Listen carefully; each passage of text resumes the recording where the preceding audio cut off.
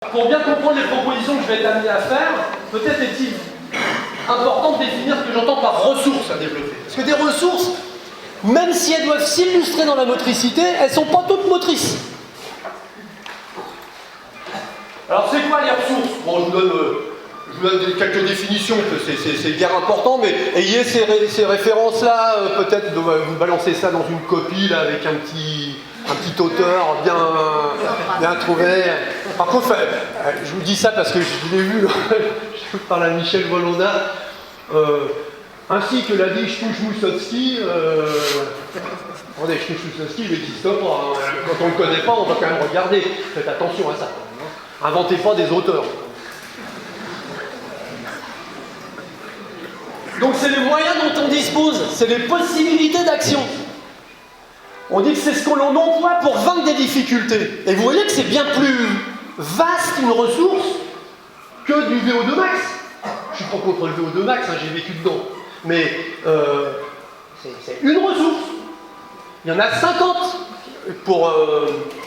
Peut-être je bouge trop, non? Ouais. L'adresse, c'est une qualité physique aussi. Hein. Bon, ça, c'est le dictionnaire de la langue française, c'est Littré qui dit ça.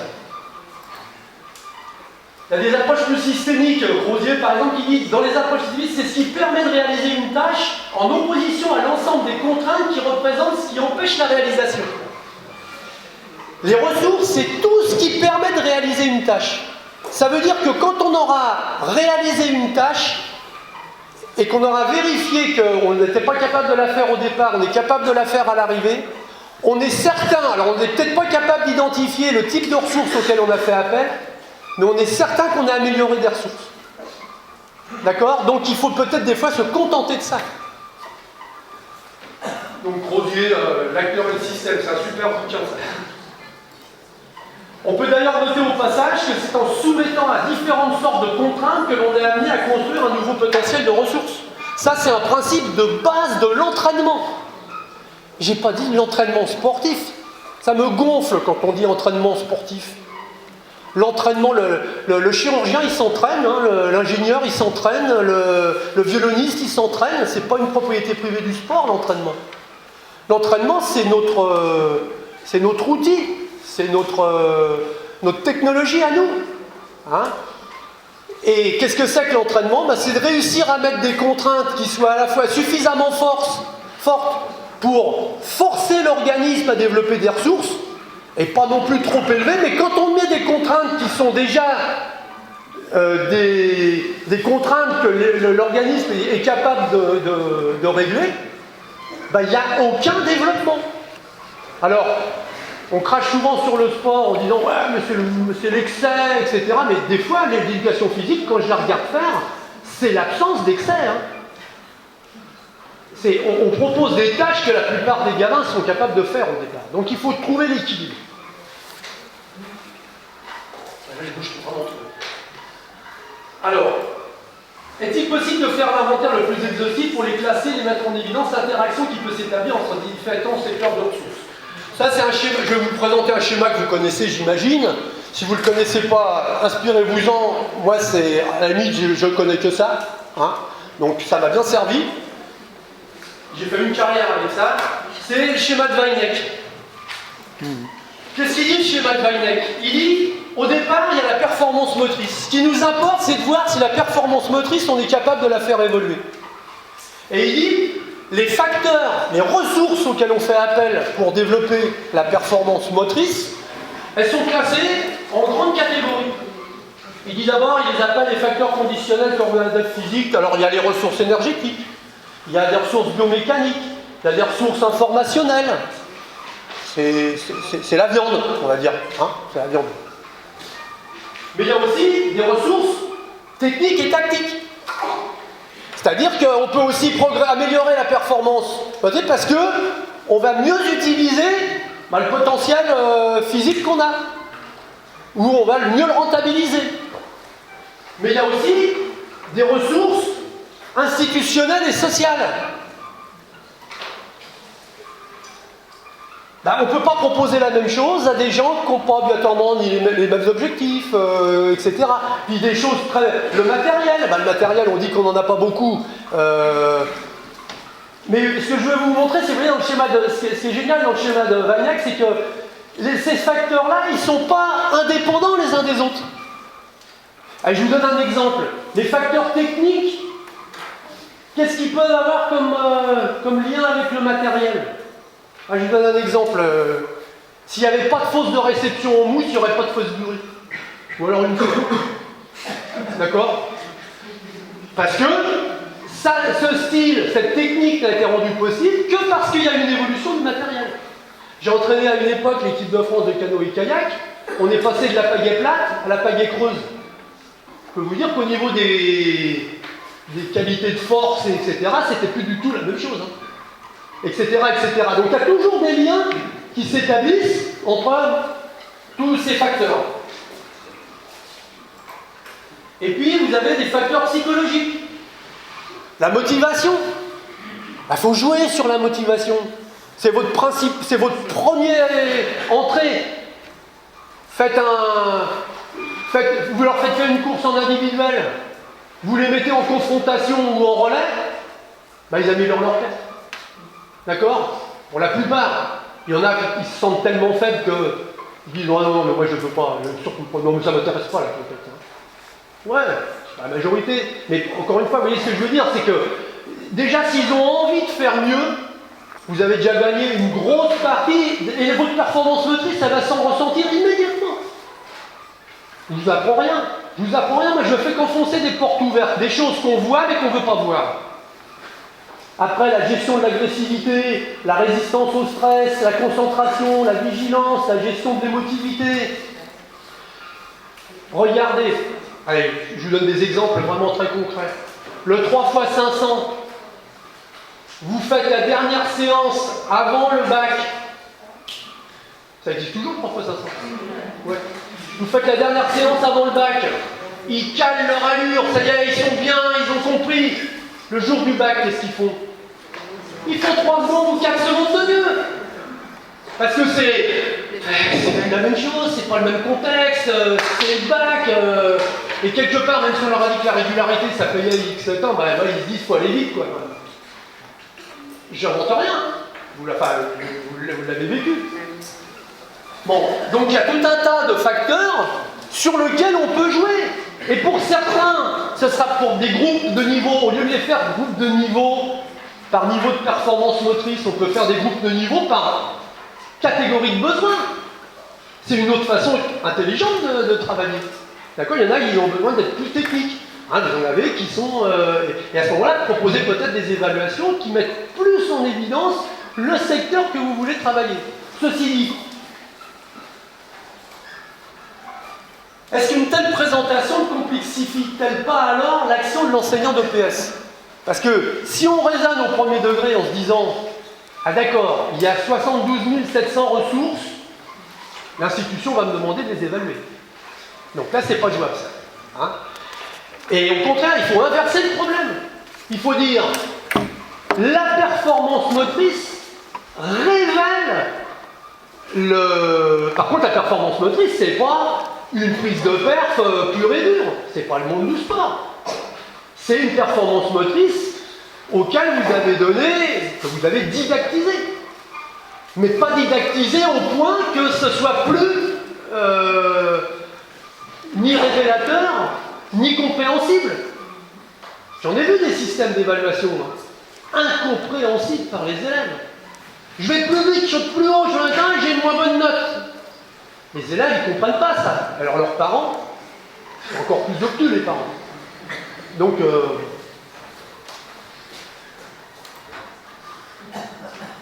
s'il lui faut tenter d'avoir une action sur chacun de ces secteurs de ressources, oui, ça devient plus complexe. S'il lui faut concevoir des systèmes d'évaluation capables pour chacun d'entre eux de rendre compte à l'institution de l'efficacité réelle de son action d'enseignement, oui, ça devient plus complexe, ça devient même impossible. Ou alors on passe son temps à évaluer. Mais il faut quand même qu'on soit capable de montrer, de prouver, et à ceux qui font, et à leurs parents, et à l'institution, qu'on a eu une vraie action. Ils étaient là au départ, ils sont là maintenant. On ne vous demandera pas de savoir si c'est parce qu'ils ont une meilleure gestion du stress ou si parce qu'ils ont augmenté leur VO2 max. Parce que personne ne pourra l'évaluer en milieu scolaire, le VO2 max. Hein, ils pourront vous le reprocher. Même VMA. Hein. J'aime bien VMA, c'est super. Alors les évaluations de VMA, si le gamin n'a pas envie, hein, sa VMA, vous pouvez rajouter 3 ou 4 paliers, hein, etc. Donc faites attention. On ne s'inféode pas sur VMA, on sait que ça existe, on sait que ça peut être un indice intéressant, mais ça c'est le problème. 80% de VMA pendant des durées de machin, ça c'est le haut niveau, ça, c'est le haut niveau. On n'est pas dans le haut niveau. Nous on est on veut les faire progresser.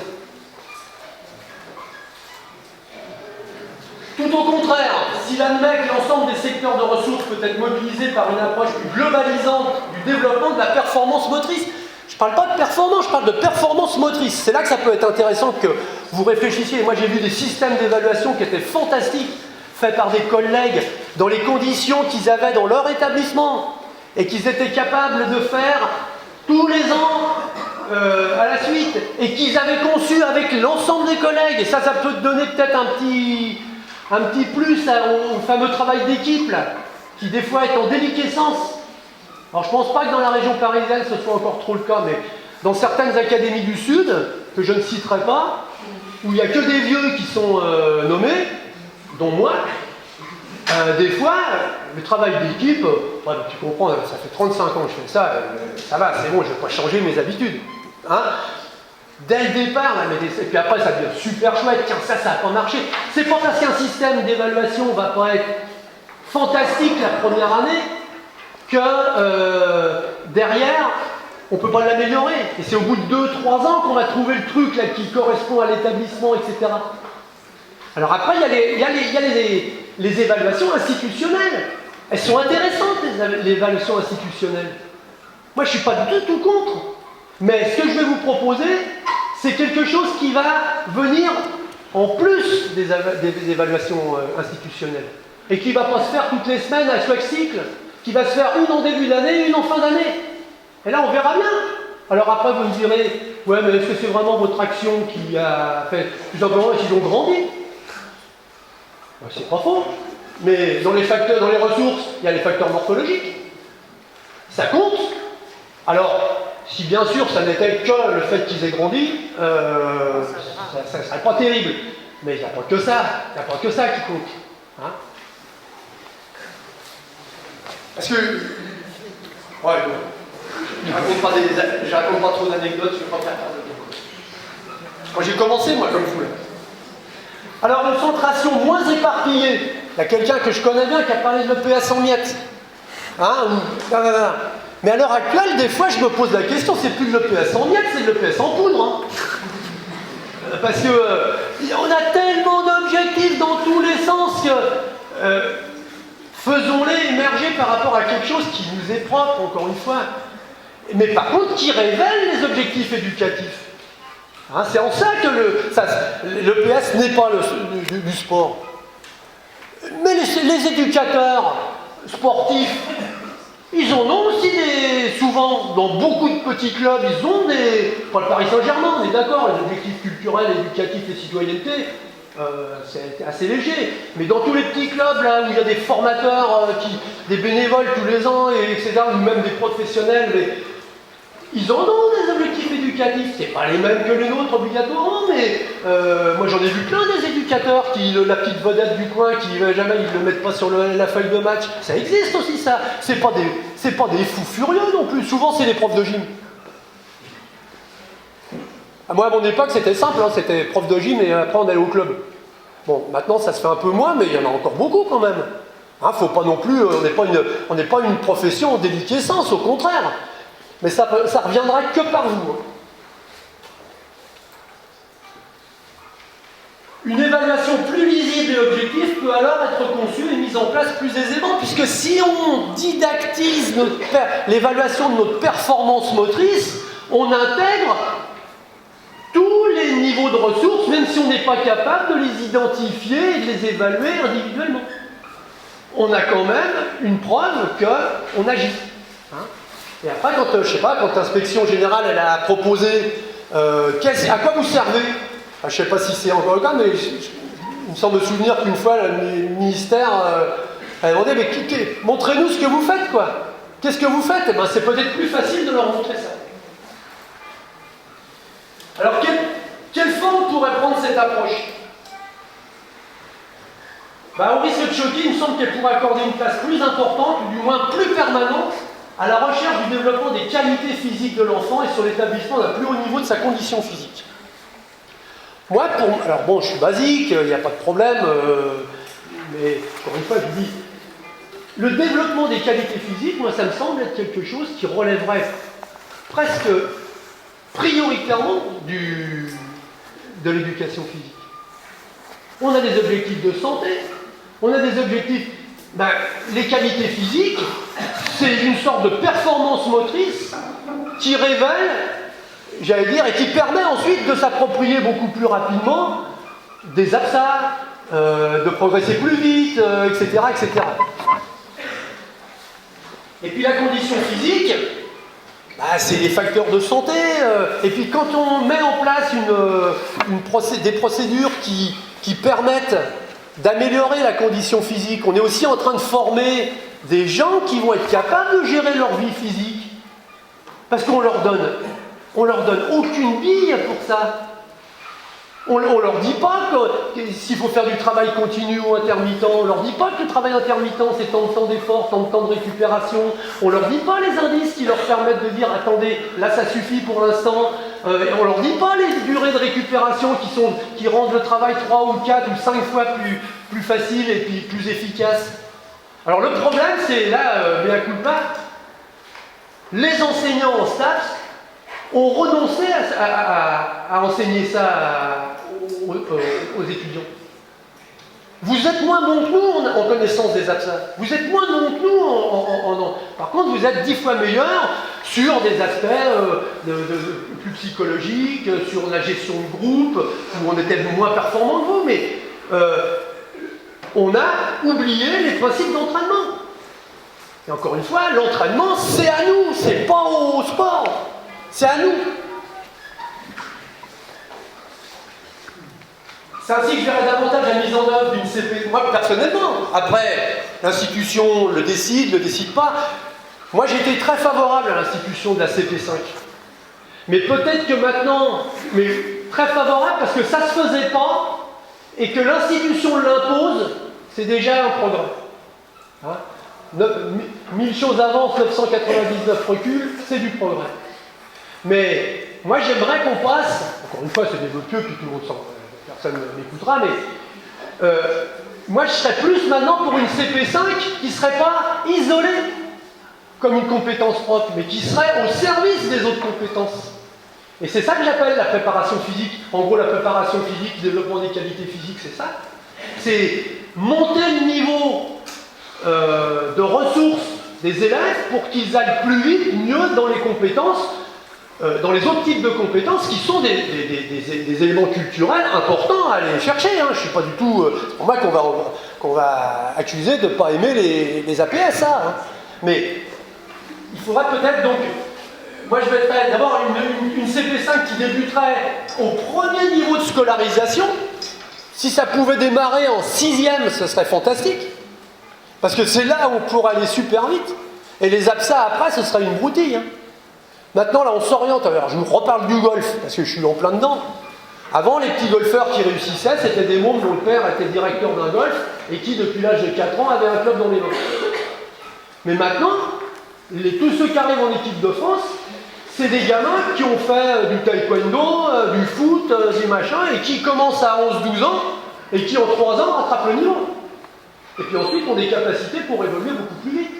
Alors c'est quand même fort de café de penser que des fédérations, ensuite, en plus aussi culturellement figées que le golf, hein, parce que ils ont pas. Il y a eu un moment, il y avait presque un discours. Ah oui, mais attendez, ceux qui sont trop forts physiquement, souvent c'est quand même un peu les membres des banlieues, quoi. On ne peut quand même pas se commettre avec eux, quoi. Il y avait un petit peu ça derrière, enfin, je le sentais. Hein. Et maintenant, ça y est, ils ont passé le cap. Tiger Woods, il fait 120 kg en développé couché. Stenson, il fait encore 20 ou 30 kg de plus. Enfin, mais McIlroy, il est passé de 90 kg à 90 kg, mais 90 kg avec 35% de masse grasse à 90 kg avec 11% de masse grasse. D'accord? Bon, peu importe, c'est des grands golfeurs. Je ne les connaissais pas non plus. Hein. Donc, moi, je le verrais plus comme quelque chose qui démarre très tôt. Parce que là, l'impact, il est énorme, et qui se met au service des autres compétences. Ce serait moi, ma tendance. Si j'étais pas aux oubliés. Et qui se traduirait par un travail dans toutes les CP, par une volonté d'appropriation des règles fondatrices de l'entraînement. Faut que vous leur appreniez à s'entraîner. Faut que vous leur appreniez à améliorer leur performance. Faut que vous leur parliez de diététique. Faut que vous leur parliez d'échauffement. Si ce n'est pas vous qui le faites, mais où elle est la citoyenneté, la vie physique d'adulte? Hein, sinon, on continue le jour béni du kinésie, on appelle ça le lundi. Parce que les gens, ils en font pas, ils vont faire leur truc dans le club et ils se pètent. Et hop, le kiné, il se met plein les poches. Je fais de la formation de kiné en ce moment. Et ils me le disent tous. Hein. Donc, exemple, l'échauffement. Bien sûr qu'un élève de 6e, il n'a pas tellement besoin de s'échauffer, mais les règles de l'échauffement, elles sont importantes, surtout que c'est dans l'échauffement peut-être que vous pouvez faire le travail de développement des ressources. À condition que ce ne soit pas un échauffement comme ça, puis... Ah, maintenant, on récupère un peu, donc vous avez vu, là, c'est vraiment de l'étirement. Il faut les mettre en mouvement, il faut utiliser leur capacité, il faut les faire bouger. Ils sont toute la journée assis sur une chaise. On ne va pas recommencer, nous. Regardez le temps qu'on perd à... Alors bien sûr, vous allez me dire, ouais, d'accord, c'est facile de le dire, mais quand tu as 30 furieux en face de toi, je les ai eus, les 30 furieux. Hein. Donc, ils étaient peut-être un peu moins furieux que vous. Pas que vous, que vos élèves. Hein. Mais n'empêche que... quand on les fait bouger, quand on leur met de la motricité, quand on les interrompt pas toutes les 14 secondes pour dire, voyez, là, regardez ce qu'il vient de faire, asseyez-vous, etc. Eh ben, les temps de motricité, non mais ça fait mal. Je me rappelle, c'est peut-être toi, Michel, qui m'arrête. Il y avait eu une étude qui avait été faite sur le temps de motricité réel dans une séance de PS. Vous avez un ordre d'idée? C'était toujours inférieur à 10 minutes, sauf dans les séances d'endurance. Alors on a beau dire qu'il nous faut 4 heures ou 5 heures, mais si des gens utilisaient le temps qu'on a, hein, alors bien sûr, il y a des problèmes de discipline, bien sûr, il y a d'autres choses à faire passer. Encore une fois, je caricature et puis vous triez là-dedans, mais faisons attention quand même, hein, faisons attention. À la condition, bien entendu, de se mettre d'accord, donc les règles fondatrices de l'entraînement. Il y a à condition, bien entendu, de se mettre d'accord sur la définition non fantasmée de ces termes. L'entraînement, encore une fois, ça devrait être à nous avant d'être au monde sportif. C'est nous qui devons leur apprendre ces règles. Alors le problème, c'est que pour leur apprendre les règles, il faut les connaître. Et il y a des bouquins qui paraissent sur l'entraînement. Il ne faut pas que ce soit les entraîneurs de club qui les achètent. C'est vous qui devez les acheter. Elles ne sont pas si compliquées que ça, surtout au niveau où vous allez les mettre en œuvre. Mais entre un entraînement construit avec peut-être le choix des APS, qui ne dépend pas uniquement des installations, mais qui dépend un petit peu aussi peut-être des périodes favorables,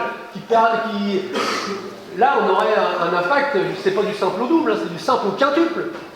Hein? Ou alors on va s'échauffer, allez, on fait un échauffement progressif, là, allez, on est motivé pour l'échauffement, on va faire une demi-heure d'échauffement. Et derrière, boum, allez, on fait 3 x 50 à bloc. Ah, vous pouvez vous échauffer 3 heures, hein. Vous avez mobilisé que les fibres lentes. Et sur un 50, c'est les fibres rapides. Pouf. D'accord? Alors, c'est moins vrai avec les gamins, ils sont un petit peu plus protégés, mais alors, par contre, je vais vous dire, à une époque, puis l'échauffement, c'est fondamental, ils n'ont peut-être pas besoin, apprenons-leur les règles. Parce qu'après, mon vieil entraîneur, il me disait, bon, quand j'étais junior ou cadet, il me disait, bon, hey, faut que tu t'échauffes parce que tu n'as pas vraiment besoin, mais faut t'échauffer, ça te motive, etc. Il dit après, quand tu feras de la compète, enfin, quand tu, à un plus haut niveau, après, il me disait, maintenant, il faut t'échauffer, hein, parce que sinon tu risques de te péter. Et puis après, il me dit, tu verras, tu t'échaufferas, puis après, tu t'échaufferas. Et c'est ce que je fais maintenant. Je fais plus que de l'échauffement. Je vais faire mon petit jogging, je vais faire un truc, je vais être sur un vélo, je vais faire 3 bricoles. 4. Et voilà. Mais il y a des règles pour s'échauffer et s'échauffer bien. Il y a des vraies règles qui ne sont pas compliquées, mais qu'il faut qu'on vous apprenne en UFR. Et d'ailleurs, des règles qui ne sont pas obligatoirement les mêmes avec des enfants qu'avec des adultes. Donc l'échauffement, c'est à nous. C'est à nous, prof de PS. L'échauffement, l'entraînement, c'est à nous. D'accord? Et donc il faut exiger de vos profs qui vous donnent des règles d'entraînement. Donc même s'ils ne les connaissent pas, ils vont les apprendre. Si ça vient de vous. Quand les repassages ironiques partiels circulent encore sous le concept même de qualité physique. D'abord, qu'est-ce que c'est qu'une qualité physique? Alors d'abord, il y a ceux qui vous disent bon, les qualités physiques, ça relève avant tout d'un potentiel héréditaire peu évolutif. C'est-à-dire que voilà, bah, on est rapide, ou on est endurant, mais on ne peut pas faire grand-chose. Le nombre de sportifs, j'ai eu la chance d'entraîner des champions olympiques, dont certains étaient rentrés, des judokas par exemple, qui étaient rentrés pour servir de viande aux champions, en titre. Puis à force de prendre des gamelles, parce que personne n'aurait parié un liard sur eux. Mais ça, le fait de prendre des gamelles, se relever, reprendre des gamelles, se relever, on en prend de moins en moins, puis après c'est nous qui les mettons les gamelles. D'accord? Et il y en a, ils avaient mais zéro chance dans les évaluations, dans les fédés. Donc il faut faire attention au potentiel héréditaire. Bien sûr que si vous êtes pygmé, vous ne serez pas pivot en NBA. D'accord. Ça c'est sûr. Bien sûr qu'il y a des potentiels. Bien sûr qu'il y a des choses qui sont... on ne peut pas les nier. On ne peut pas les nier. Mais il y a tellement de sources de progression, puis c'est pas votre problème à vous. C'est pas votre problème à vous, prof de gym, ça. C'est le problème de l'entraîneur de très haut niveau. Hein. Comme j'ai vu aux États-Unis il n'y a pas longtemps, il y a un gars qui vient voir, est-ce que vous pouvez m'entraîner au lancer du disque, hein, grand entraîneur de disque. L'autre il dit, ah non, tu fais pas 1m95 et 120 kg, tu vas t'entraîner avec l'autre là. Donc vous voyez, mais ça c'est pas un raisonnement de prof de gym, ça. Le développement de certaines qualités physiques n'est pas recommandé pendant l'enfance ou l'adolescence. Il ne faut pas développer la force. Il ne faut pas développer la puissance. Mais pourquoi? Mais parce qu'on ne connaît rien sur le développement de la force. On a dans nos représentants... Alors quel est l'argument qu'on vous donne? Je suis sûr que si je vous dis, mais donnez-moi un argument pour ça, vous allez me répondre. Parce qu'à l'âge où ils sont en train de développer leur cartilage de conjugaison, il ne faut pas mettre des surcharges. Vous allez me répondre ça? Mais qui est-ce qui vous a dit que la force, ça se développait par les poids et haltères uniquement? Il y a 50 000 façons de développer la force, je vous l'ai dit tout à l'heure. Il y a la vitesse, il y a l'amélioration du système neuromusculaire, il y a la technique. La technique, vous pouvez le faire avec un fil de fer et deux cachets d'aspirine. Hein.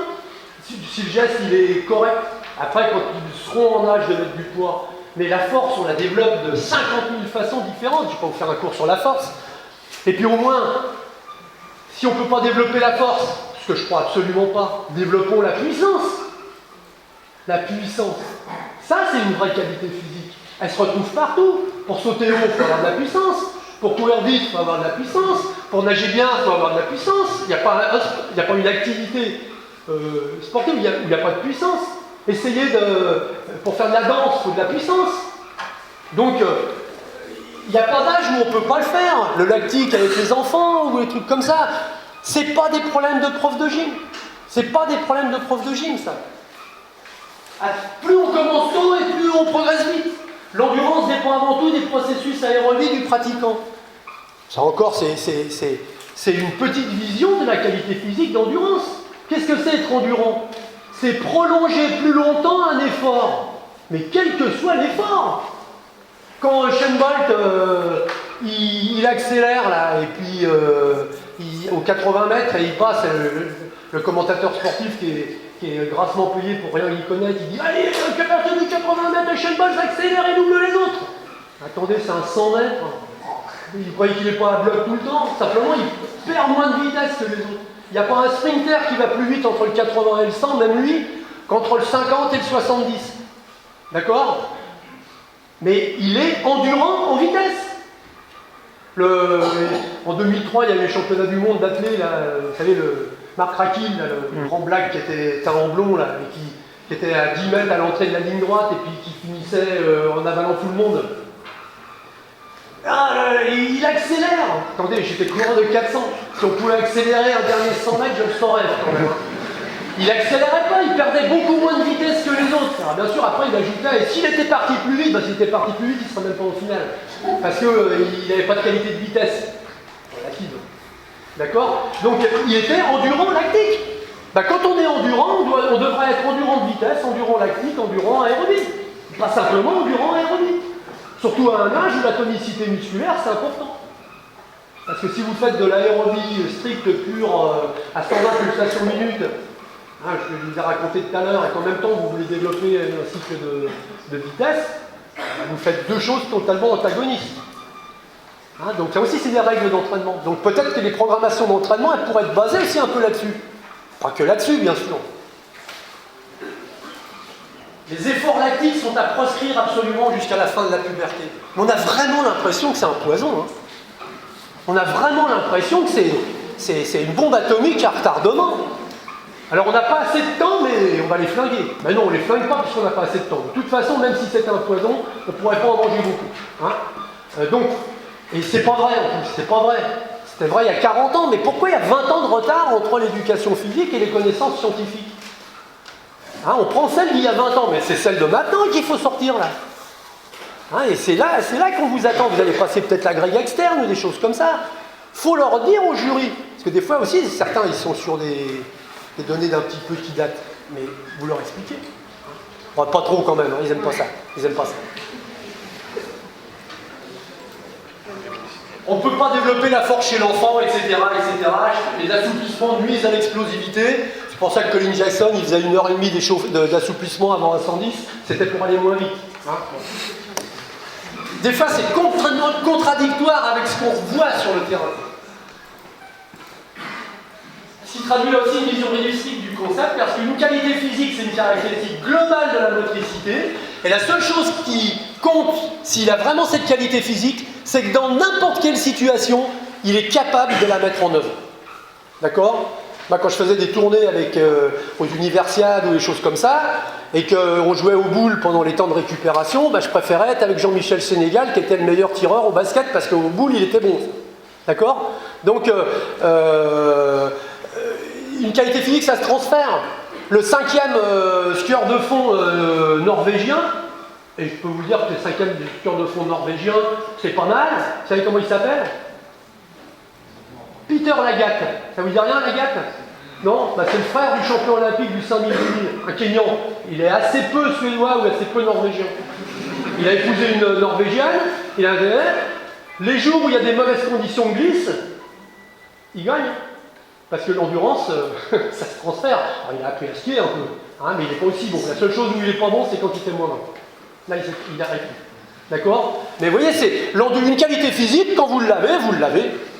Et puis vous la transférez, et donc c'est beaucoup plus facile après d'aborder différentes absas, beaucoup plus vite, on progresse beaucoup mieux, etc. C'est un équilibre efficace de ressources de nature diverses réunies chez un même individu, mais qui s'exprime par la motricité. Pourquoi on appelle ça une qualité physique ? Parce que des fois, il y a des ressources auxquelles on fait l'appel pour une qualité physique qui n'ont rien de physique, mais elles s'expriment par la motricité. Si elles ne s'expriment pas par la motricité, c'est plus une qualité physique. C'est un potentiel. Ça aussi, c'est des choses qui m'ont marqué, toujours au milieu du sport. J'ai appris beaucoup de choses en éducation physique dans le milieu du sport. Il y a un jour un entraîneur est-allemand à l'époque. Alors bien sûr, ils avaient des pharmaciennes, mais nous aussi, on en avait. Bon, donc c'était... Bon, ils étaient meilleurs, les pharmaciens. Et il me dit, mais il y a un truc que je ne comprends pas. Vous dites toujours, mon athlète, il vaut tant. Nous, on dit, mon athlète, il fait tant. Ça n'a rien à voir. Et c'est pareil, on dit, oh là là là là, quel potentiel! Bah ouais, mais s'il se gonfle tout le temps au moment des évaluations, etc., c'est qu'il n'a pas vraiment, il lui manque un secteur. Résistance au stress, par exemple. Dans cette optique, on pourra attendre de cette amélioration un réinvestissement beaucoup plus aisé dans d'autres secteurs d'objectifs revendiqués par l'EPS. Bon, donc, ça peut se réinvestir facilement dans la connaissance et la maîtrise des APS. Ah. Dans l'atteinte d'un niveau imposé par les différentes CP en fin de scolarité. Avoir un niveau 2 ou 3 ou 4 dans toutes les CP quand on a des qualités physiques, pas bien difficile, hein. C'est pas bien difficile, hein. Parce que des fois, quand même, les objectifs ne sont pas monstrueusement ambitieux, je trouve. Alors pour certains, ça peut être difficile, mais de toute façon, on s'améliore 10 fois plus vite. La gestion de la vie physique, c'est un objectif de l'éducation physique, là, il est en toutes lettres dans les programmes. L'appropriation des principes de base de l'entraînement physique que l'on ne peut accepter de laisser au seul domaine sportif. Pourquoi on leur a accordé ça? C'est à nous, ça. C'est à nous, ça. Surtout l'entraînement de 98,8% des gens qui vont ensuite avoir une activité physique. Hein? Vous savez combien il y a eu en 2007, combien il y a eu de morts sur les courses sur route? 70 en France. 70 décès sur les courses sur route. Et moi, en tant que préparateur physique, j'y suis confronté tout. Il n'y a pas longtemps, je reçois un coup de fil. Ouais, on a lu vos bouquins là. Je viens de vendre ma société. On est avec un copain, on s'est lancé un défi. On veut faire les 100 km de Millau. Est-ce que vous pouvez nous faire un plan d'entraînement? Ah, écoutez, j'y mettrai le prix. Ah, alors je vous le fais. Non. Attendez, mais qu'est-ce que vous avez déjà fait? Réponse, rien. J'ai dit commencez par un 10 000. Vous comprenez? Les gens ne se rendent pas compte. Ils se tuent. Hein, au Paris-Versailles, la Côte des Gardes, il y a les 3 derniers kilomètres. C'était l'académie où tu as commencé. Elle est monstrueuse cette côte. Les gens, ils se flinguent. Et donc, s'ils connaissaient, s'ils savaient gérer leur vie physique d'adulte parce qu'ils ont eu des bons profs de gym, ils seraient plus progressifs. D'accord? Alors après, c'est pas... il y avait une superbe... gérer sa vie physique, c'est vivre mieux, quoi. Hein? Alors, après, il y a toujours la question, est-ce que si on fait de la pratique physique... Vous avez vu, les médecins, en ce moment, c'est les médecins qui sont les plus véhéments là-dessus. À croire qu'il ne faut plus prendre de médicaments, maintenant, il faut faire de la pratique physique. Je me suis dit, ils ont raison. Hein? Des fois, on est quand même obligé de prendre des médicaments. Mais, on lui posait la question, est-ce que la pratique physique régulière va nous faire vivre plus vieux? Il disait, j'en suis pas vraiment certain, mais par contre, ce dont je suis certain, c'est qu'elle vous fera vivre plus jeune. Et ça, c'est à mon âge, c'est important. D'accord? Donc, et puis la recherche d'une citoyenneté en acte. Mes souvenirs de l'histoire, de l'éducation physique, être fort pour être utile. Mais c'était pas si ridicule que ça. Qu'est-ce que vous voulez aller sauver un gars qui est en train de se noyer si vous ne savez pas nager? Enfin, je sais pas, mais... non, mais je suis basique, mais bon, je suis athlète. Donc,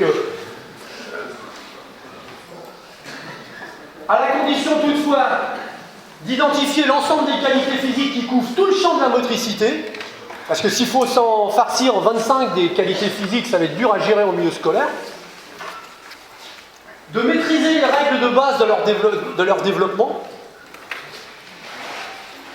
de toujours veiller à maintenir le meilleur équilibre possible entre celles-ci. Et c'est la définition de la condition physique. La condition physique, en réalité, c'est pas d'avoir un truc surdéveloppé, c'est d'avoir un équilibre entre les différents facteurs. Ça, c'est magnifique, ça. Qu'est-ce que c'est bon de se faire servir? Je dirais ça à ma femme.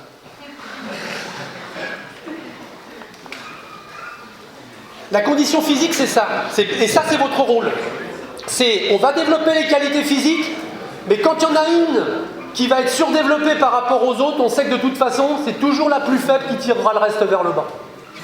Donc à ce moment-là, on cherchera peut-être à rééquilibrer les secteurs dans lesquels on sait que les gens sont les moins performants, et ce sera peut-être une occasion de faire des groupes de niveau. Et puis d'être capable de construire des modalités simples de leur évaluation. C'est-à-dire que si on identifie des qualités physiques peu nombreuses, parce que globalisantes, Et c'est très facile en milieu scolaire.